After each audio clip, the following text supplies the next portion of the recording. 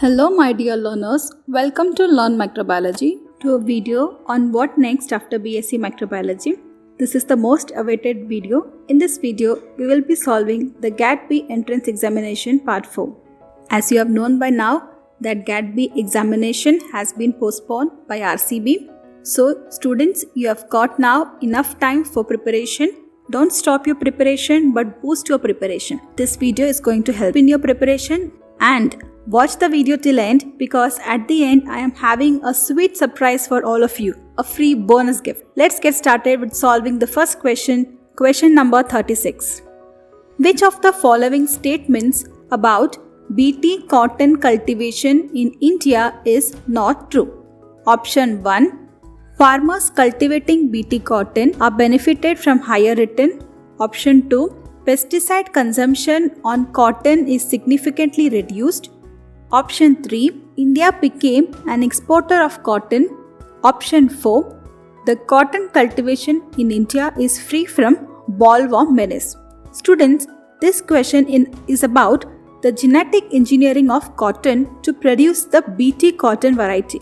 Now, what is this BT cotton? Let us understand that first in detail. BT is the name of a bacteria called as Bacillus thuringiensis. As you can see here, I will zoom this for you. Bacillus thuringiensis bacteria produces a toxin which is called as the BT toxin or the cry protein. One of the main problem of the farmers who are cultivating cotton is pests. Pests invade this field and destroy the crops, and the farmers usually use various pesticides to prevent this, which can cause various harmful effects to the humans and the people who are associated with cotton. BT is a pest control mechanism. BT cotton is a genetically modified plant which is resistant to pests. In this, a pest control gene obtained from the bacteria Bacillus thuringiensis is introduced.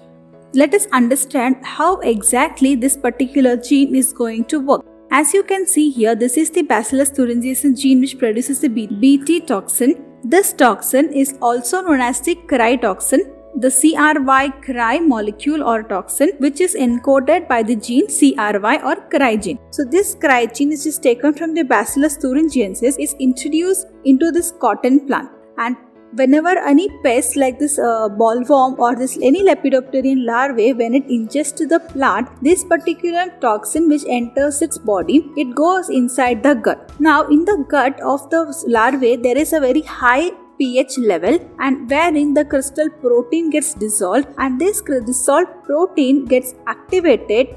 Now what happens?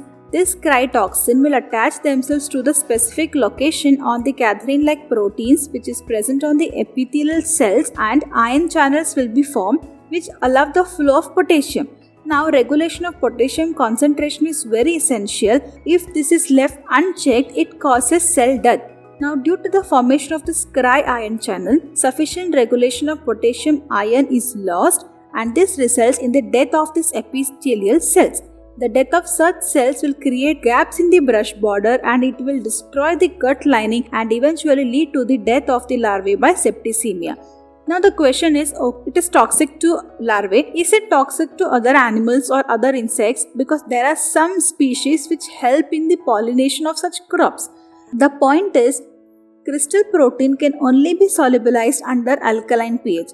Well, if you consider animals like humans, we have very low pH, that is high acidic concentration in our stomach. Hence, this crystal protein will get destroyed in that acidic condition, and it is not going to cause us any harm. India has developed many genetically modified plants like the BT cotton, we have BT brinjals, etc. And once it was approved, India became the second largest producer of BT cotton, and also it is an exporter of the BT cotton. Now, what is the advantages of this particular BT cotton? First of all, this is going to combat the pest, right? So it's going to pesticide consumption on this cotton will be reduced, as well as the farmers will benefited because since pests are controlled, this is going to give them higher yield crops. Okay, I think we have enough of understanding about the BT cotton. Let's go to the options. So we have to find the option which is not true. So there is going to be only one option which is going to be false, wherein other options are going to be true. The first option is farmers cultivating BT cotton are benefited from higher return. Definitely we have observed that. Since this option is correct, so it is not going to be the option we are looking for. Pesticide consumption on cotton is significantly reduced. This is not the option we are looking for. India became the exporter of cotton. Yes, India is the largest exporter of cotton, so this is also not going to be the wrong answer. Then we have the cotton cultivation in India is free from bollworm menace. Now, even though we say that BT cotton helps in pest control, still India has various challenges to face. Because still India is facing a trouble, as and when new species are introduced, there is again a reduction in the yield of these crops. But still BT cotton is one of the most important factor of India's economy. Okay. So I hope you have understood this option. Correct option for this question will be the option number 4. The cultivation of India of cotton is not free from bollworm menace. Let's move on immediately to the next question. Question number 39. Which one of the following step is not true for the production of artificial seeds by desiccated system? Okay, first let us understand what are these artificial seeds. Artificial seeds are synthetic seeds which are encapsulated somatic embryos which can be used as a seed. It has the ability to develop into a plant under in vitro conditions. Now what is a somatic embryo? Okay, first let us understand what is somatic embryo. Somatic embryo is an embryo which is obtained from the somatic cell. The somatic cell are those cells which do not produce any embryo. Okay, they are the normal plant cells. So what we are going to do by this process called as somatic embryogenesis, we are going to develop somatic embryos from the cells which do not produce embryos, and then we are going to take only those embryos and going to encapsulate them into a suitable carrier, and that will be desiccated, that is it will be dried, and it is going to be then used as a artificial seed. Now if you have you might have studied about seeds in your 12th standard. You know seed has a seed coat. Inside there is an endosperm, and then here you have a small embryo, right, in the over here, and this is the embryo which develops into your radicle and your plumule, that is your roots and the stem. Now this artificial seeds is only going to be concerned about the somatic embryo, and the somatic embryo is obtained by the process of somatic embryogenesis, in which you will derive the embryo from a single somatic cell. You will use a callus culture, then you develop into that, and then you will take the somatic embryos, you will be encapsulating them into suitable coating material. I hope you have done the calcium chloride encapsulation in your practicals, wherein you used to encapsulate yeast cells, right? So similar type of process also takes place. I'll show you one photo here. Yes, can you see these images? This is exactly like those beads. You have a somatic embryo inside this beads. Okay, so let us discuss about this in little bit detail. Now, can you see this first step is what you take? You will take the somatic cell and you grow it in a nutrient-rich medium, and that will form a callus. And later you will have all these structures. You will have the globular structure, you will have the heart-shaped structure, then you will have the torpedo structure. And now this artificial seed is going to only have your embryo while there is no endosperm. Okay, in the place of endosperm, you are going to use your coating material. Now the advantages of using artificial seed is you can produce or you can propagate large amount of plants, the non-seed producing plants also can be propagated, as well as since you are giving some artificial endosperm, you can use this artificial endosperm also as a carrier of some biofertilizer microorganisms like your azotobacter or any nitrogen fixing bacterium.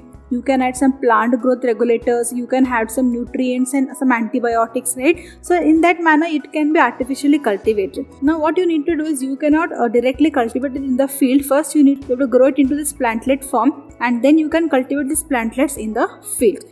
Scientist Kitto and Janek in 1982 has first developed this artificial embryos from the carrot using the polyoxyethylene, which was used as the carrier. Now let's go to the options. We have to find out the option which is not true. Somatic embryos first hardened to withstand desiccation. Yes, they have to be hardened. Somatic embryos are encapsulated in a suitable coating material. Yes, you have to encapsulate coating material which serve as the endosperm. Somatic embryos may be hardened by either treating mature somatic embryo with suitable polymer followed by drying during the maturation phase. Definitely, that is how it is done. They're going to coat it with certain polymers and going to be making them harden them. There is actually two varieties available. You have your hard desiccated system as well as one hydrated system. The advantages of desiccated system is that hydrated system, since it is not dried, there is a chances of more contamination. Okay, so that is one of the issue with that. Also somatic embryos can be planted directly in field. Definitely not. We cannot plant this in field. So this is going to be the option which is not true. So the correct option for this question is this option number 4. I hope this is understood. Let's quickly move to the next question. Question number 37. The latest version of golden rice contains the following trans genes. Okay, so again another question on plant biotechnology, golden rice. Before moving ahead, let's discuss a little bit about this golden rice. As you can see, this is a normal rice, this is a golden rice which is appearing golden in color. So golden rice, it is a variety of rice which is produced through genetic engineering to biosynthesize beta carotene. Now this rice is going to contain beta carotene, which is actually yellow in color. That is the reason why you see this color as yellow. Okay, so hence it is called as a golden rice. Beta carotene, it is a precursor of vitamin A.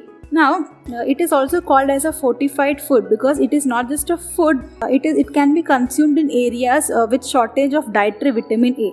For your information, I'd like to tell you that according to reports, each year around 6 lakh children under the age of 5 are killed because of the malnutrition or the deficiency of vitamin A. So with that approach, this golden rice was developed. It is actually a golden rice project which has developed this variety of golden rice. Now if you see the normal varieties of rice, they actually produce this beta carotene. They have the beta carotene synthesis genes, but it is not expressed in the rice. Okay, it is expressed in its leaves, but there are few genes which the rice endosperm lack. So that is why we will take that gene from some other organisms, okay, and then that gene is introduced, or we can say as a transgene is introduced into this bacterium under the promoter of the endosperm, and hence that particular gene will be expressed, and even the beta carotene will be synthesized also in the rice endosperm, and which can again get converted to vitamin A. Okay, so let's now understand what all these three genes. As you can see here, in this pathway, you have a compound called as IPP, which gets converted to a compound called as geranyl diphosphate, and then to convert this to another compound which is called as phytoene, the first precursor, you require an enzyme which is called as phytoene synthase, and this phytoene synthase comes from a gene which is obtained from the flower daffodil. Okay, then you have to convert this phytoene to lycopene. Again, you require certain genes, you require phytoene desaturase, and this is obtained from a bacterium which is called as Erwinia. Then to convert your lycopene to beta carotene, okay, you again require one more gene which is called as the lycopene beta cyclase, and this gene comes again from a daffodil. And then once you get beta carotene, it is expressed in your golden rice. It appears this golden in color. Okay, so I hope you have now understood and got the answer as well. So let's go to the options. So option will be, it is going to have 3 trans genes. One is from Erwinia and 2 of these trans genes are from the daffodil. May 2018, the US Food and Drug Administration, they approved the use of golden rice for human consumption. It was accepted in US, then in China and many countries, but still India is lagging behind. So India has not yet brought this golden rice in the market. Okay, let's move on to the next question. Question number 14. Absorption of which of the following nutrients in human intestine is interfered by phytate present in the seed? Option A, nitrate. Option B, sulfur. Option C, iron. Option D, phosphate. Okay, now what is phytate? Phytate or phytic acid is a storage material present in plants. Plants store phosphorus in a compound known as the phytic acid. Okay, now actually this phytic acid is known as the anti-nutrient. Why? Because it is going to impair the absorption of certain minerals like iron, zinc, calcium, magnesium, etc.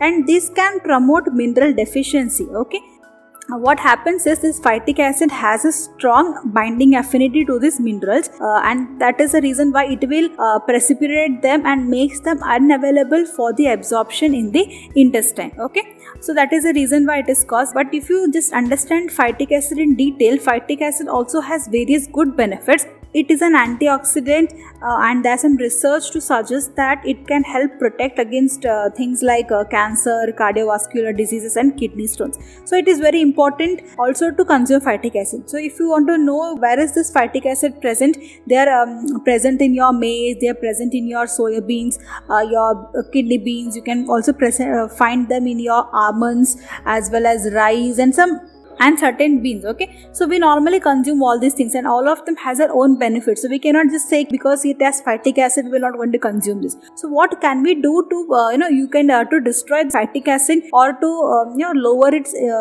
anti effect? used to cook the beans by sprouting. Okay, after it sprouts, it's cooked. So what happens is, because of that, the phytic acid get destroyed, or we can say it is not available to us. Similarly, if you consider in case of almonds, what we do, we have been recommended to eat almonds which have been soaked, right? We normally eat soaked, which is overnight. We used to soak these almonds in water, and then we are going to eat it. So all these processes, what it does, it is going to reduce the inherent effect of this phytic acid. So by cooking, by processing, by fermenting, by baking, by doing all these mechanisms, your phytic acid levels can be reduced. So I hope I give a lot of background information. The question was a very direct question, but I have given such information because you might have similar questions in exams. Fine. Okay, so I know you got the answer. The answer will be iron. So another mineral is, you have zinc as well as calcium, magnesium. So all these particular minerals, this phytic acid will precipitate and make it unavailable for the human consumption. Okay, so let's move on to the next question. Question number 42. A patch clamp device is used to dash. Option 1, measure the strength of an electrochemical gradient. Option 2, study the properties of individual neurotransmitters. Option C, infuse different kinds of ions and exons. Option D, study the properties of individual membrane channels. Okay, so let us understand what is this patch clamp. Actually, patch clamp device is actually nothing but a glass pipette which is going to contain some electrolyte solution which is then connected to its amplifier.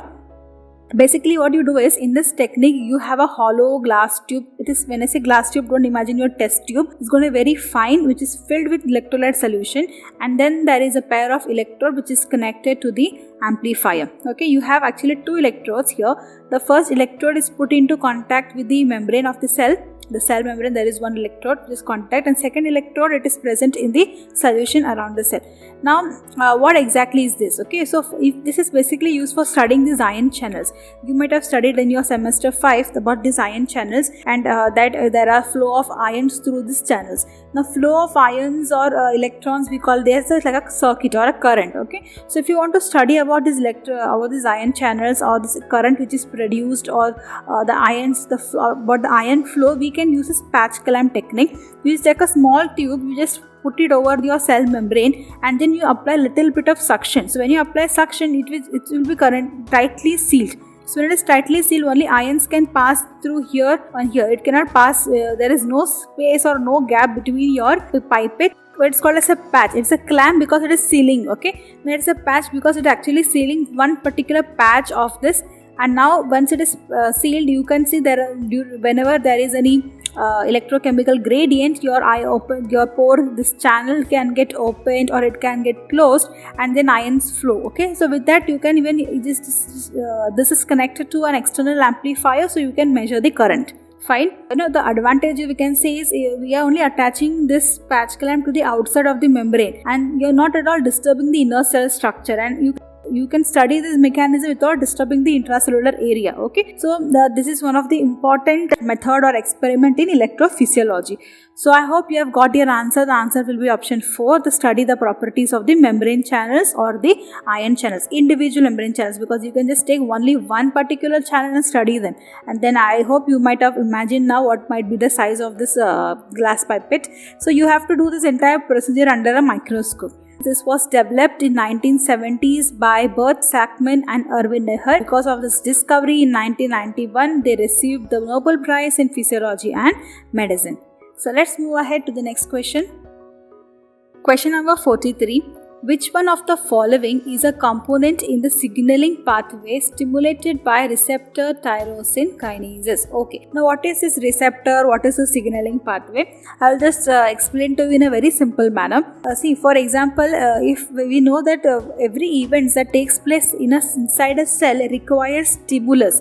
Like it requires stimulus both internal as well as external. So the signaling pathway we are concerned here is about the external signaling. So whenever there is any external signals which will be accepted by certain receptors which are present on the cell membrane, and then that will be passed on through various molecules which are called as relay molecules, and finally it is going to lead to the activation of certain cellular processes. It is going to influence your transcription regulation. Okay, there are three processes. You have your reception, wherein your external signal, it can be a hormone, it can be a growth factor, it can also be some inhibitor or a toxic compound which binds to the receptor present on the cell membrane, and then that receptor gets activated. It is going to now activate next proteins in series. It's like a relay race. You take the baton and you finish your race, then you pass your baton to your partner, and that person will then continue the race and again pass it to the next person. The similar type of relay mechanisms takes place here, and finally it is going to pass on to the molecules which are going to influence your transcription and translation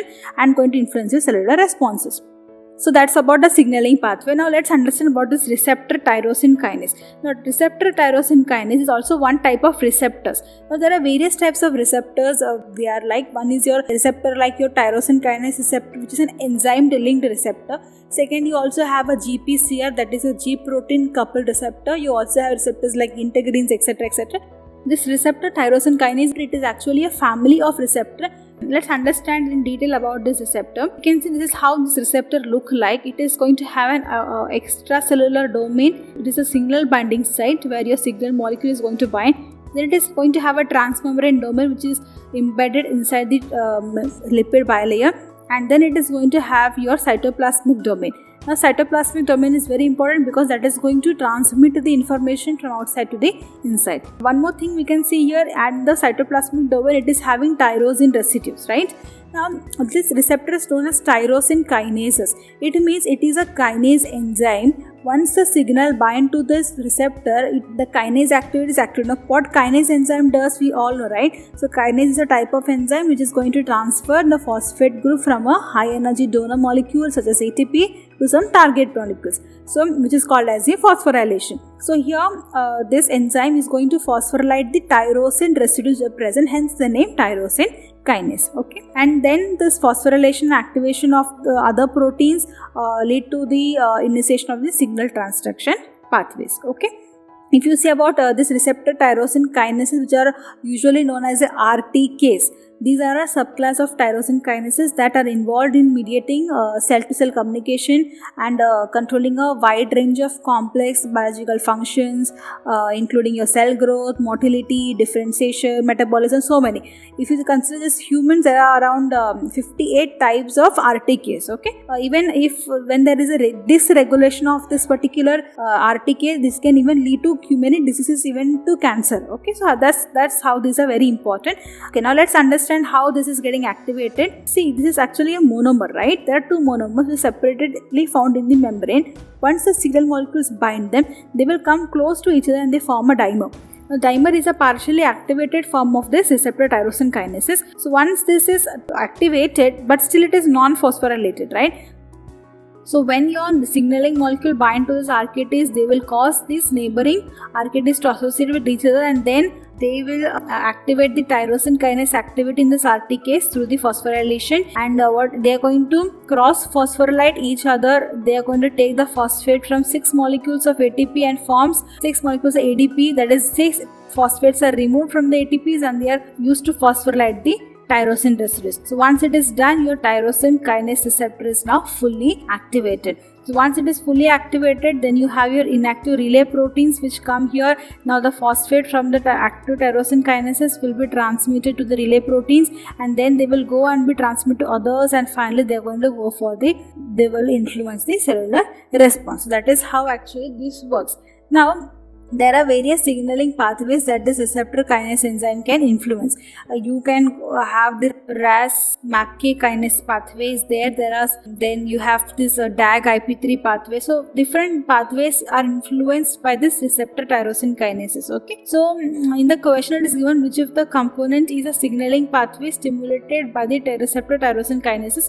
So it is not adenylate cyclase, because adenylate cyclase less influence in your GPCR type of receptors, while Janus kinase is actually influenced by cytokine receptors. Autophosphorylate, there is cross phosphorylating, but still it is not actually the receptor. The answer will be RAS activating protein. If you want to study more about this, you can read about the RAS MAPK, that is a signaling pathway which is again influenced by this receptor tyrosine kinases. I hope this is understood. Shall we move to the next question? Question number 44. Mutation that inactivates the cytochrome B complex would dash.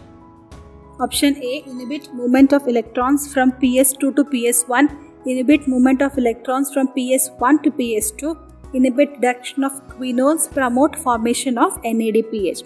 This is a question on non-cyclic photophosphorylation, the photophosphorylation process which results in the movement of electrons in a non-cyclic manner for synthesizing ATP molecules using your energy from the excited electrons, which is provided by the photosystem 2. So this question is on non-photophosphorylation. You might have studied about non-photophosphorylation which occurs in cyanobacterium. We know there are two types of photosystems which occur in your chloroplast of plants as well as in your photosynthetic bacterium like your cyanobacterium. So there are two photosystems, photosystem 2, photosystem 1. Photosystem 2 is going to get excited by the addition of light. The electron from the lower level is going to go to the higher energy level, and then it is going to be transferred to quinones. We have plastoquinones, you have ubiquinones in case of bacterium. This plastoquinone is going to transfer this electron to your cytochrome B6F, and this cytochrome B6F will transfer the electron to the plastocyanine molecule, and then this plastocyanine molecule transmits that electron to photosystem 1, then to the FD. From here it is again going to be used for the conversion of your NADP to NADPH. Okay, that is how it happens. Now similarly we can see the electron was lost. From here the electron was lost here, and this electron is again given out by the water molecule. The breakdown of water is going to replace that lost electron to the photosystem 2. And then one more thing is, in the cytochrome molecule there is again a flow of protons across the membrane, which is going to increase the electrochemical gradient. It is going to cause potential difference, and then when that particular molecules, when they pass through this ATP synthase enzyme, you're going to produce ATP. So this is everything we have studied. It's not nothing new to you. Okay, so now let's go to the options. The question is, if there is a mutation which inactivates cytochrome B complex, then what will take place? So it is going to inhibit the movement of electron from PS2 to PS1. Yes, that will be the correct answer, because electron is going to move from PS2 then to PS1, and we have B6F in this between.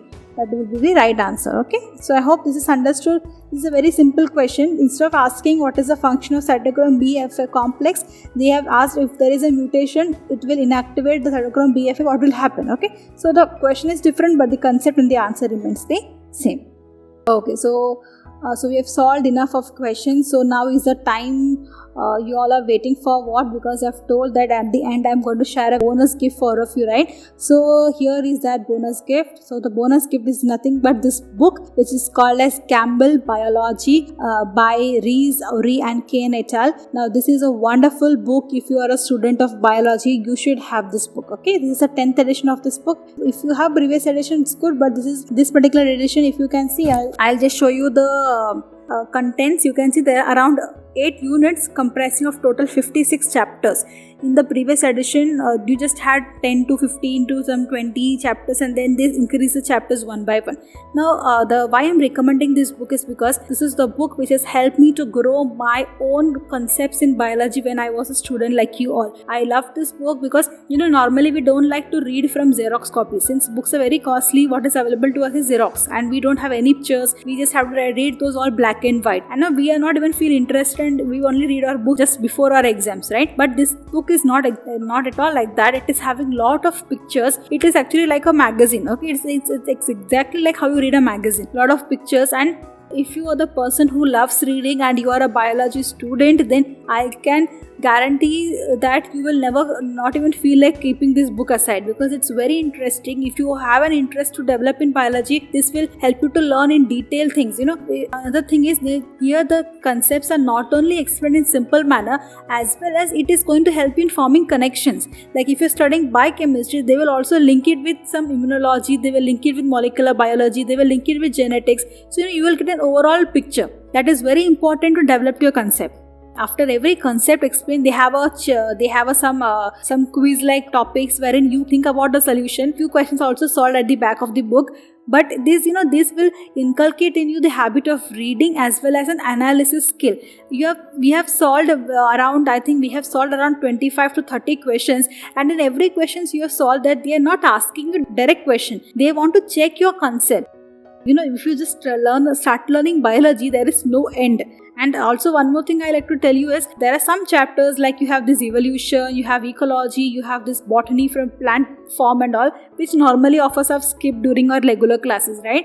But if you see, they are also an important part of biology. If you want to be a good biologist, whether it be microbiologist, a biotechnologist, a zoologist, botanist, etc., etc., you should have an overall idea about biology. You should have an idea about all the particular fields of biology.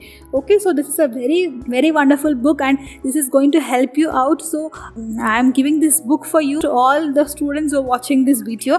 But yes, nothing is free, right? So don't worry, I'm not going to ask you to pay something. Just you have to spend 2 minutes to get this. What you do is you will find a link in the description box for a feedback form.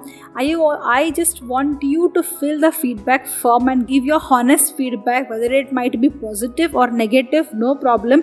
I'm not going to come and ask you why you give me a negative feedback. The reason is because as I can see, my channel is growing now. I want to improve my channel, and I actually need feedback from my audiences that are my students. So I want to know what exactly is in your mind. You can give your own suggestions. If you want me to improve in some aspects, you can definitely let me know. I will going to improve accordingly. If you want me to make videos on some other components, some other topics, some other concepts, you can let me know in that feedback form. Okay, I'll promise you it is not going to take you more than 2 minutes to fill the form. Don't fill dummy details, okay? Because I have lot of books available. I'm planning and arranging those books unit wise and topic wise. I will share that books to your email IDs. So please don't give me fake email IDs or fake names. Okay, so I hope these books will be helpful to all of you. So if you read this book, you will get your concepts very clear, and then you can go for learning for some books. Like if you want to study immunology, you can go for QB. For biochemistry, go for Leninger. So before you go for these books, which are language are very tough, and their concepts are not easily explained. Okay, you need to have a basics clear. Only then you can go for these books. So go for this book. This is very wonderful book. Download this book. Once you submit that form, you will get the download link. Download that book. If you're using your phone or your laptop, you can read that book. I will recommend at least every day 15 to 20 minutes you dedicate to read that book. You can read it using any application for reading PDF. But if you find out some application wherein you can even highlight those things, it's good if you can highlight some points so that you can go for a quick revision once you complete the book. Okay, so I can assure you that after you finish reading this entire book, you are going to be facing any of your entrance examinations with confidence. Okay, so thanks for watching this video. If this video was helpful, students, if you like the video, YouTube will suggest this video to many other students. So do like the video. If you haven't, then subscribe to my channel and share this video to your friends. If it is helping you, it can definitely help somebody else. Okay, thanks for watching. I'll see you all in the next video.